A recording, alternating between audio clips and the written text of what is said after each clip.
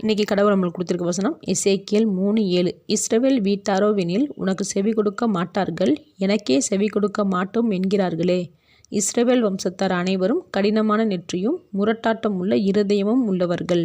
இந்த வசனத்தை கொண்டு கடவுள் நம்மகிட்ட என்ன சொல்கிற பார்ப்போம்.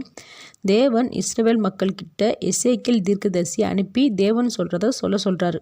அப்போ கடவுள் சொல்கிறாரு, நீ என்ன சொன்னாலும் அதை அவங்க காது கொடுத்து வாங்க மாட்டாங்க. ஏன்னா எனக்கே அவங்க காது கொடுத்து என்னோட வார்த்தையை கேட்க மாட்டேன்னு வீண் பிடிவாதத்தில் அறிவு இழந்து போய் இருக்காங்கன்னு சொல்கிறாரு. இப்படிப்பட்ட மனுஷர்கள்னு தேவனுக்கு தெரிஞ்சிருந்தும் இஸ்ரவேலர்கிட்ட எசேக்கியேலை அனுப்புகிறாரு.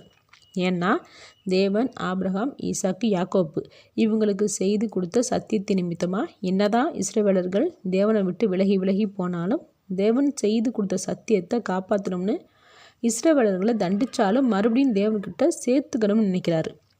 நம்மளையும் தேவன் தேர்ந்தெடுத்து தேவனுக்கு எதிராக இருக்கிறவங்க, தேவனை நம்பாதவங்க, மெய்யான கடவுள்னு ஏற்றுக்கிறாதவங்க, அந்நிய தேவர்களை வழிபடுறவங்க, இப்படிப்பட்ட மனுஷர்களை நம்மளை கொண்டு ரட்சிக்கணும்னு நினச்சி நம்மளை தேர்ந்தெடுத்து தேவனுக்கு சாட்சி சொல்ல அவங்கக்கிட்ட அனுப்பும்போது நம்மளையும் பகைப்பாங்க, தேவனையும் பகைக்கிறாங்க.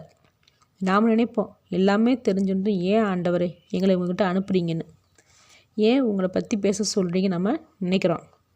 ஏன்னா தேவன் எல்லாரும் மனம் திரும்பணும்னு எதிர்பார்க்குறாரு.